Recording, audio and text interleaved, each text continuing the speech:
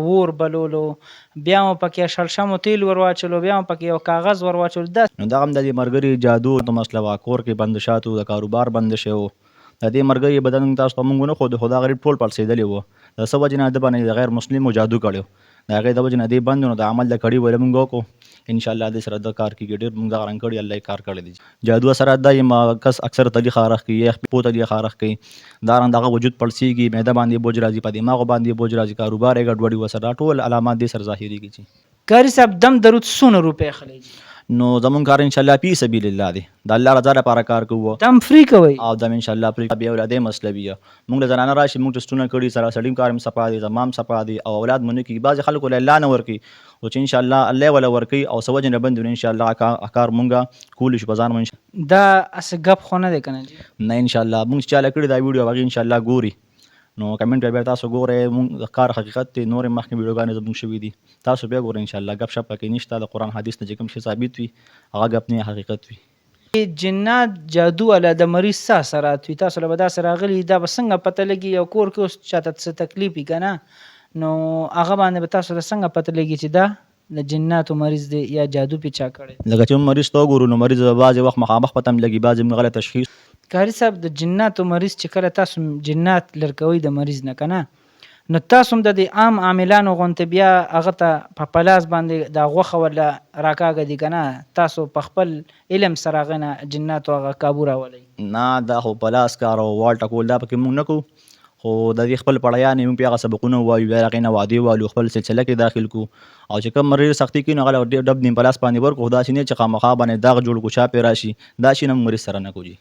دوستانو نن را سره کاري عارف صاحب ناست دی، دی د جادو د جناتو کار کوي. تپوس ترې کومه چې تاسو دا په څه ذریعې سره کولی شئ او د جنات جادو دا تاسو حقیقت کې مکمل ختمولی شئ او که نه هسې خلک په دوکه کوئ؟ د دې باره کې به یې تپوس کوم. السلام علیکم. وعلیکم السلام ورحمت الله وبرکاته. ډېره مننه چې تاسو زموږ خوا ته راغلې.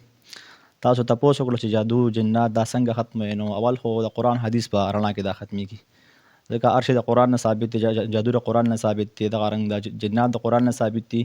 نو د هغې په ذریعه دې کاټ مونږ کو، د دې خپلې خپلې طریقې په هغه طریقو یې مونږ ختمو. دا جي په دې دونه ما خو داسې اورېدلي وایي دمونو والا کسان هم خلکو ته نه ړومبنۍ چیټۍ الي او بیا د پیسې الي، فیسونه دې الي، نو تاسو ما هغه شی کوئ؟ نه انشاءالله مونږ هغه کسانو کې نه یو، خو چې بعض جادو مریضان راشي، جناتو مریضان راشي یا نور څه مسلې وي، نو هغې نه خامخا چې کومه خرچه راځي ته بیا مونږ وصولو د هغې نه. هغه خرچه هغوی خپله کوي، لونګ یې خپل راوړي، تیل یې خپل راوړي، نو بیا به دی الي؟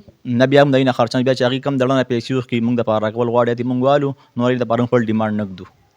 زبردست. نو دې دمونو بیا تاسو پیسې اخلئ او که نه؟ نه انشاءالله دمونو پیسې نه الو، خو بعضې کار داسې راشي چې هغې کې زموږ خرچه کېږي، تیل پکې لګي، چرګانو ځفه کېږي، عمل له هنډي کېږي، کړۍ پی کېږي، نو هغې کې زموږ خپله خرچه بیا کېږي، نو د جیب نه مونږ نه شو کولی، خامخا به د مریض نه وصولو مونږ نو بیا پیسې لکه دم مکمل فری کوئ؟ دم پرې کوو انشاءالله، خو چې کومه خرچې هغه بیا د مریض نه مونږ وصولو جي. کومه خرچه راځي که نه او هغه مونږ له بیا مریض راکوي چې په خوشحالۍ باندې راکوي. راله د دې د جادو جادو سره ظاهرېږي. دا د جادو څوک کوي؟ دا څوک کوي؟ د جادو زمونږ د عام خلک یې کوي او که نه دا د اسلام نه خالي خلک کوي؟ نو جادو خو دا خراب چیز دی، د اسلام نه خارج دی، دا یو ګنده کار دی، الله خپل ناخوښه بندګانو ته ورکړی دی، ځکه چې کوم انسان ایمان لري نو هغه د بل انسان کور نه وراني، د بل انسان زندګي نه کار کو تباه کوي. نو دا خپل خلک مسلمانان یې کوي، خو هغې کې ایمان نه وي، الله نه یره نه وي، نو لاړ شي غیر مسلمه ته کښېني اوله دا کار وکړي د بل مسلمان دپاره. دا حقیقت دا حقیقت دی، دا انسان باندې کېږي. بالکل.